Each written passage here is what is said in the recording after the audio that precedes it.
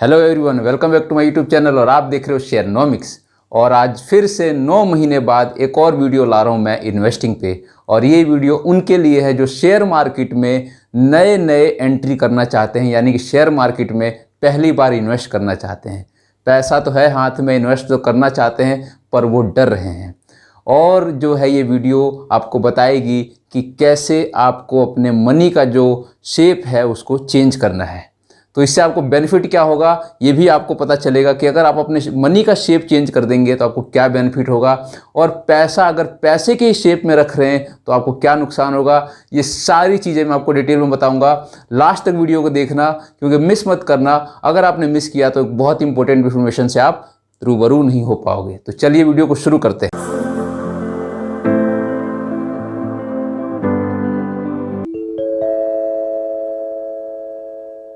तो video start करने से पहले बता दूं, अगर आप चैनल पे नए हैं तो चैनल को सब्सक्राइब करके जरूर जाना, और वीडियो अगर अच्छी लगे तो दोस्तों में शेयर जरूर करना और बेल आइकन प्रेस जरूर कर देना।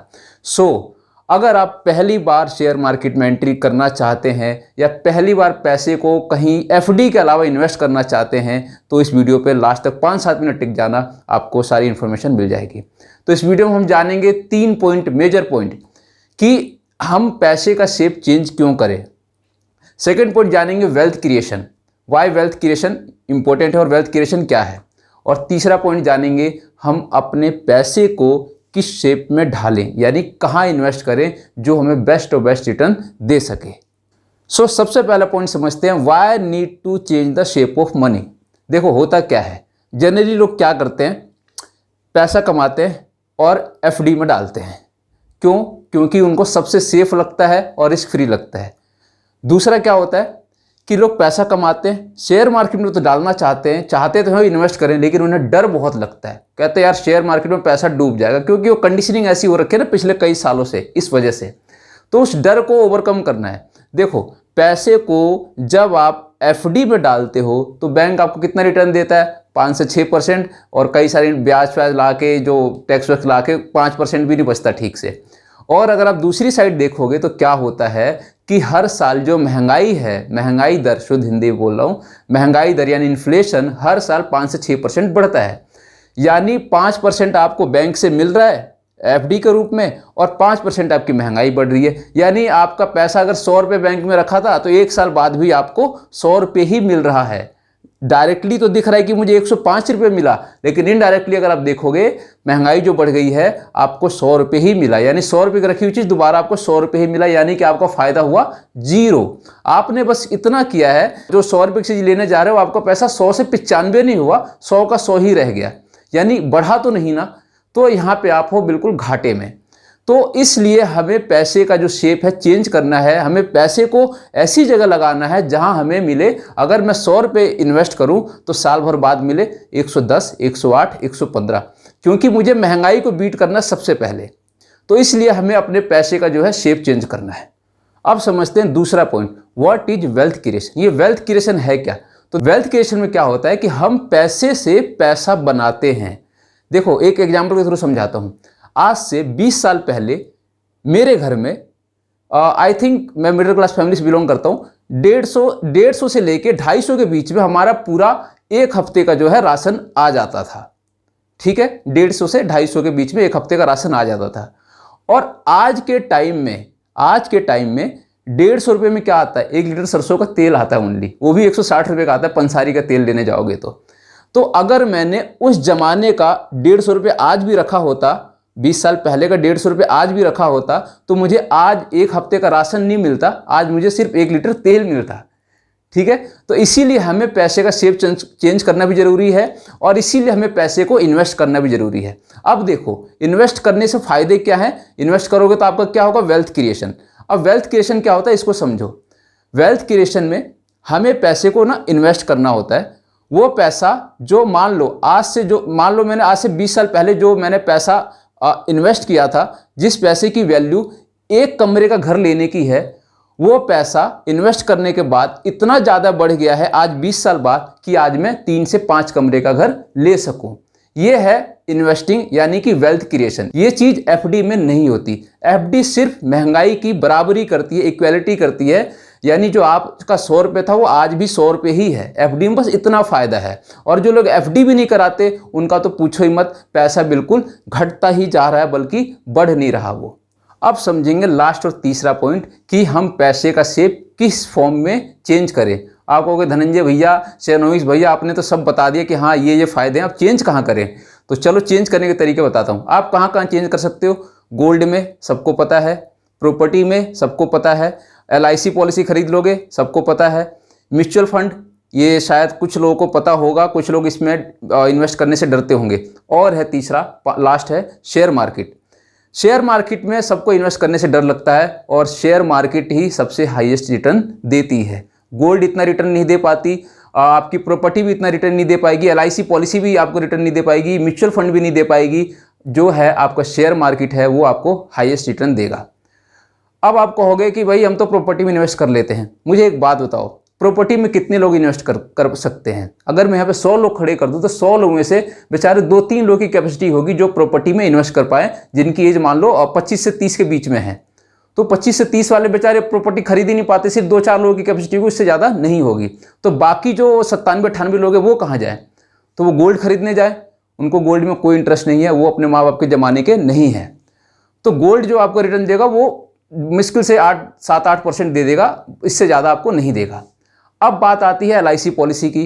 तो देखो LIC पॉलिसी मुझे, मेरे हिसाब से, मैं अपने अकॉर्डिंग बता रहा हूँ, आप अपना दिमाग लगा सकते हो। हेल्थ के लिए अगर आप देख रहे हो कि भाई हेल्थ के लिहाज से अगर कोई प्रॉब्लम हो जाए फ्यूचर में, फैमिली के लिए, अपने लिए, तो ठीक है। लेकिन अगर आप इन्वेस्टमेंट के लिहाज से देख रहे हो तो बिल्कुल भी ठीक नहीं है, क्योंकि LIC भी आपका पैसा ले जाकर शेयर बाजार में ही डालती है। और बैंक जिसमें आप FD करते हो वो भी पैसा ले जाकर शेयर बाजार में ही डालती है। हालांकि वो लोन दे के अपना जो है अपना रिटर्न कमाती है, लेकिन शेयर बाजार में भी पैसा डालती है।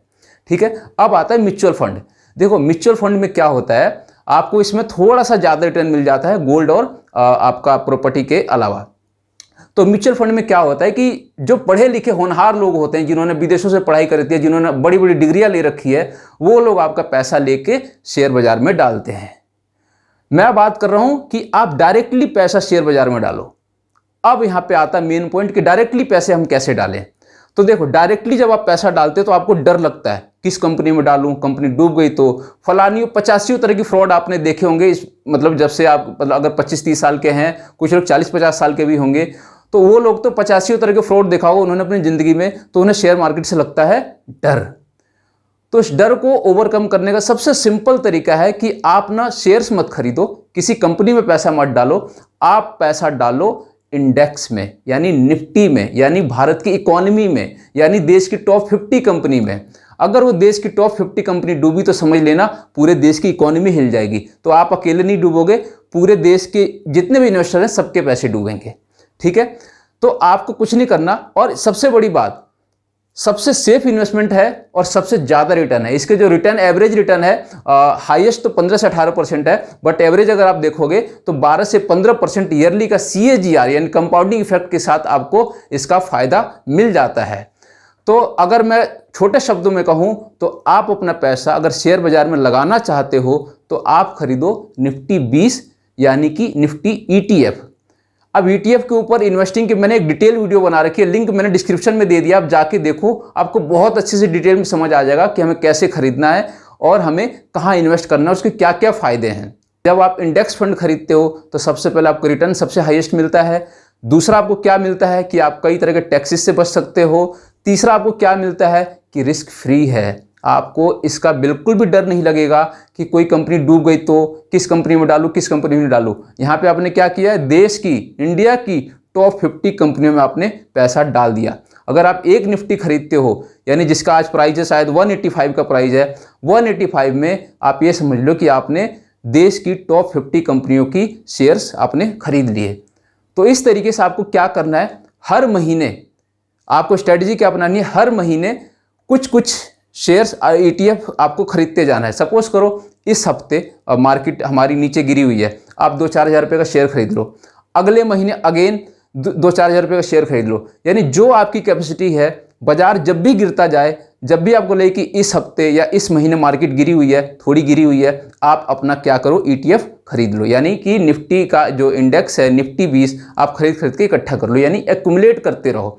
इस तरह से क्या होगा कि जब आप थोड़ा देखोगे तो 2000-4000 का खरीदते आपके पास एक अच्छा अमाउंट हो जाएगा। अब आम लोगों के लिए एक सबसे जो लोग जॉब करते हैं या जो लोग मतलब जिनके खर्चे ज़्यादा हैं, उनके लिए सबसे बड़ा बेनिफिट क्या है कि उनका ना एक पैसा सेव हो जाता है। देखो सबको पता है, ईमानदारी से बोलना, बैंक में क्या पैसा सेव कर पाए हो कभी? आई थिंक मेरे ख्याल से तो बहुत कम लोग हैं जो बैंक में हर महीना सैलरी आती हो और बैंक में रख के सेव कर पाते हो, नहीं कर पाते लोग। तो जब आप निफ्टी 20 ETF में इन्वेस्ट करोगे तो सबसे पहले फायदा क्या होगा कि आपका पैसा सेव होने लग जाएगा, मतलब आपका पैसा इकट्ठा होने लग जाएगा। और जब वो इकट्ठा होने लग जाएगा तो क्या होगा, आपको उस पर धीरे धीरे टाइम के हिसाब से जैसे जैसे इकोनॉमी ग्रो करेगी, टाइम बीतता जाएगा, आपको उस पर 12 से 15% कम से कम CAGR के हिसाब के साथ आपको प्रॉफिट मिलता जाएगा। और इस तरीके से जब आप लंबे टाइम पीरियड में देखोगे, जब आप एक मुकाम पे होगे लाइफ में जहाँ पे आपको पैसे की ज़रूरत होगी, तो वहाँ पे आप देखोगे कि आपका एक बहुत अच्छा अमाउंट, बहुत अच्छा पैसा सेव हो चुका है। तो उम्मीद है वीडियो आपको पसंद आई होगी। अगर वीडियो अच्छी लगे तो चैनल को सब्सक्राइब करना, अपने दोस्तों में जो डरता है शेयर बाजार में इन्वेस्ट करने से उसको जरूर ये वीडियो भेजना, और वीडियो को जितना हो सके अपने फ्रेंड्स एंड फैमिली में शेयर कर देना। ये वीडियो सबके लिए है, बूढ़े जवान बच्चों सबके लिए है, तो सबको शेयर जरूर करना। Thank you, good night.